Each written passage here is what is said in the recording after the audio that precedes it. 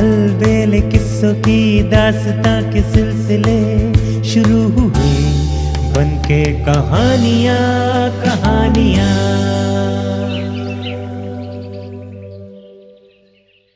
आइए सुनते हैं राजा विक्रम और एक चोर की कहानी। बहुत समय पहले की बात है। सूरत शहर में एक चोर रहता था। बड़ा अजीब चोर था वो। चोरी करने में इतना उस्ताद कि बस कुछ न पूछो। साल भर में एक बार चोरी करता था। सिर्फ एक बार। एक बार वो चोरी करने निकला। चलते चलते रास्ते में एक नदी पड़ी। वो नदी किनारे ही बैठ गया। इतने में एक बनिया उधर आ निकला। बनिया प्यासा था, पानी पीना चाहता था। किनारे बैठकर ज्यों ही उसने अंजलि भरकर पानी होठों से लगाया कि उसकी नजर चोर पर पड़ गई। बनिए के प्राण सूख गए। 2 घूंट पानी पीकर ही वो उठ गया। ये देखकर चोर ने कहा, अरे सेठ जी, पानी तो पी लो।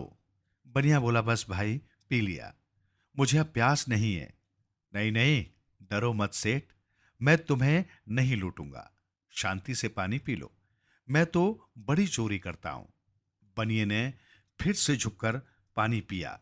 इतने में चोर बोला, सेठ जी, ये जो लाठी तुम्हारे हाथ में है, इसे मुझे दे दो। पैसे दूंगा मैं तुम्हें। बनिए का चेहरा उतर गया।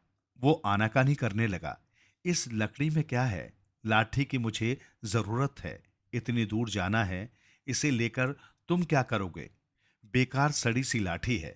लेकिन चोर ने उसके हाथ से लाठी छीन ही ली। उसने पैर से तानकर लाठी तोड़ दी। उसमें से 4 हीरे निकले। चोर हंसकर बोला, मैंने तुम्हें वचन दिया था कि मैं तुम्हें नहीं लूटूंगा, लेकिन तुमने विश्वास नहीं किया। तुम झूठ बोले। मैंने जान लिया कि लाठी में क्या छिपा है, लेकिन घबराओ मत। लो, ये अपने हीरे रख लो। तुम कहां जा रहे हो?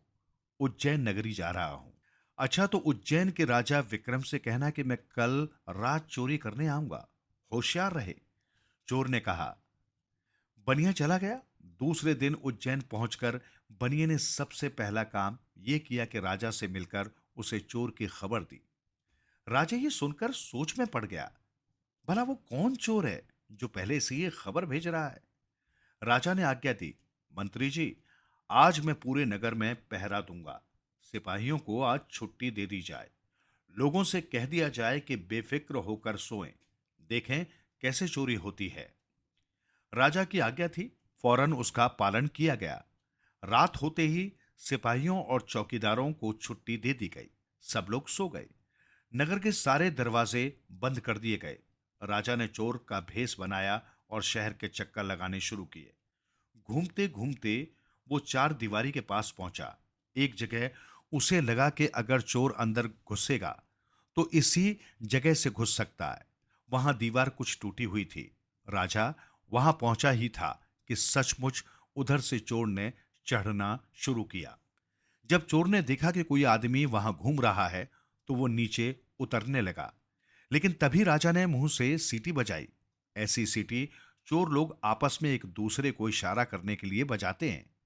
चोर ने समझा कि इस शहर का कोई चोर है और मुझे बुला रहा है। वो अंदर कूद आया। राजा ने उससे कहा, आओ दोस्त, मैं इस शहर का एक चोर हूं।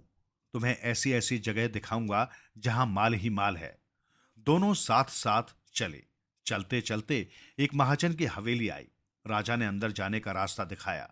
चोर अंदर घुस गया। अंदर सब लोग सो रहे थे।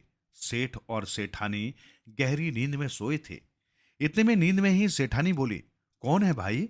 ये सुनते ही चोर लपक कर बाहर आ गया। उसने राजा से कहा, चलो कहीं दूसरी जगह चलें। यहां तो सेठानी ने मुझे भाई कह दिया। अब वो मेरी बहन हुई। भला बहन के घर भाई चोरी कर सकता है? इतना कहकर वो एक बार फिर से अंदर गया और सेठानी के पास सोने की एक मोहर रखाया। फिर दोनों आगे चले। राजा ने उसे एक दूसरे सेठ का घर बताया। चोर अंदर घुस गया। अंधेरे में उसका हाथ एक कटोरी पर पड़ा। उसमें उसे चीनी जैसी चीज मालूम हुई। चोर ने एक चुटकी भरकर मुंह में रख ली। अरे, ये तो नमक था। वो बिना चोरी किए ही बाहर निकल आया। राजा ने पूछा, क्यों? खाली हाथ क्यों लौट आए? चोर बोला, अरे भाई, मैंने गलती से इस घर का नमक खा लिया। अब मैं यहां चोरी करके नमक हरामी कैसे करूं? चलो दूसरी जगह चले। राजा ने मन में सोचा, ये कैसा चोर है? ये तो चोर क्या साधु मालूम होता है। उसने चोर से कहा, चलो तुम्हें राजमहल में ले चलूं। चोर बोला, हाँ चलो, राजमहल में ही चोरी की जाए। राजा उसे अपने ही महल में ले आया। रास्ते में कोई चौकीदार नहीं मिला, यहां तक कि राजमहल के दरवाजे पर भी कोई नहीं था। चोर को बड़ा आश्चर्य हुआ। उसने पूछा, क्यों भाई, इस शहर में कोई चौकीदार पहरेदार ही नहीं? मैंने तो सुना था कि उज्जैन के राजा विक्रम का शासन बहुत अच्छा है, यहाँ कभी चोरी नहीं होती, लेकिन यहाँ तो एक सिपाही तक नजर नहीं आया। तुम लोग तो खूब मजे करते होगे। राजा ने कहा, और क्या, यहाँ अपना ही राज समझो। बाहर लोग तरह तरह की बातें बका करते हैं। असल में इस राज में बड़ा अंधेर है। चलो रानी के कमरे में चलें। दोनों रानी के कमरे में पहुंचे। रानी एक बड़े भारी पलंग पर गहरी नींद में सोई खर्राटे भर रही थी। राजा ने चोर को पलंग दिखाकर कहा, देखो दोस्त, इस पलंग के पांव सोने के हैं। अगर इसके पांव निकाल सको तो समझो कि जिंदगी भर की कमाई हो गई। राजा उसकी परीक्षा लेना चाहता था कि देखें ये पलंग के पांव कैसे निकालता है। सचमुच बड़ा मुश्किल काम था। रानी जिस पलंग पर सो रही थी उसी पलंग के पांव निकाल लेना कोई हंसी खेल नहीं था। लेकिन वो चोर भी कोई साधारण चोर नहीं था। उसने पलंग के नीचे गद्दे रखने शुरू किए। गद्दों का ढेर जब पलंग के बराबर ऊंचा हो गया तो उसने अपनी जेब से एक चाकू निकाला। चाकू से पलंग के चारों ओर की रस्सियां काट डाली। रानी का शरीर नीचे रखे हुए गद्दों पर आ गया। रानी की नींद भी नहीं खुली। फिर चोर ने जोर लगाकर पलंग उठा लिया। पलंग का ढांचा अलग निकल आया। उसने उसमें से पावे निकाल लिए। चारों पावे लेकर वो राजा के साथ महल से बाहर निकल आया। राजा भौचक्का था। ऐसा बुद्धिमान चोर तो उसने आज तक नहीं देखा था।